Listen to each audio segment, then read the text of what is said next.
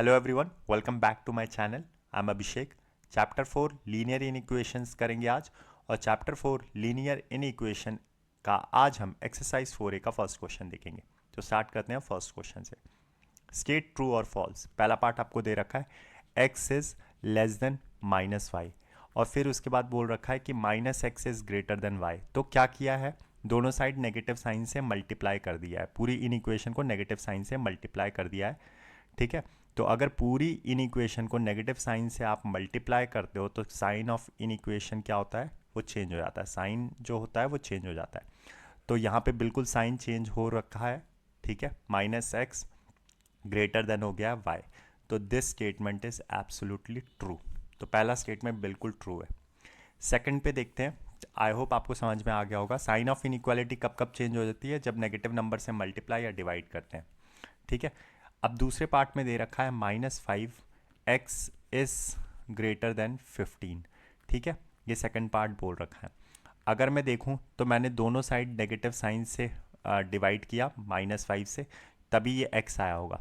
तो जब मैंने -5 से डिवाइड किया इधर भी और इधर भी, तो यहाँ तो x बचा, है ना, यहाँ तो x बचा। लेकिन साइन ऑफ इनइक्वालिटी चेंज हो जाती है क्योंकि मैंने नेगेटिव नंबर से डिवाइड किया, और यहाँ पे क्या आ गया -3। लेकिन अगर आप अगर सेकंड पार्ट में देखोगे तो सेकंड पार्ट में साइन ऑफ इनइक्वालिटी सेम ही रखी है, चेंज नहीं किया। तो ये स्टेटमेंट क्या हो गया, फॉल्स हो गया। This is not true. ठीक है, तो ये वाला फॉल्स हो गया। थर्ड पे आते हैं। अगर थर्ड वाला पार्ट में देखूं, आपको मैं थर्ड वाला पार्ट दिखाता हूं।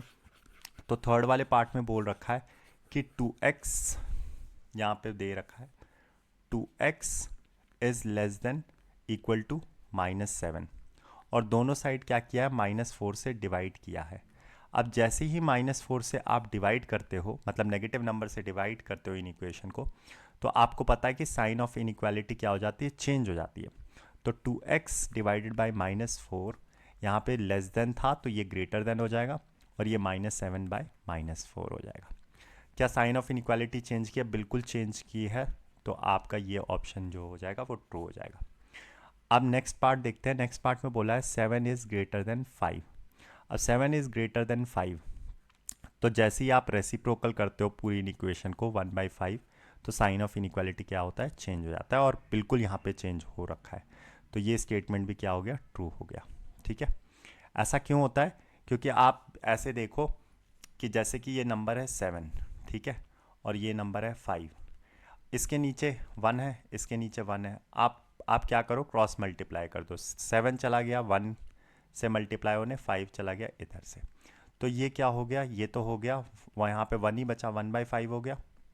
ठीक है, क्रॉस मल्टीप्लाई कर रहा हूँ, ये साइन यहीं पे रहा, और ये 1/7। तो आप ध्यान से देखो, जैसे ही मैंने रेसिप्रोकल किया तो आपका साइन ऑफ इनइक्वालिटी 1/5 देखो ग्रेटर आ गया, और बिल्कुल यहाँ पे 1/5 ग्रेटर ही आ रहा है यहाँ पे इस पार्ट में, है ना।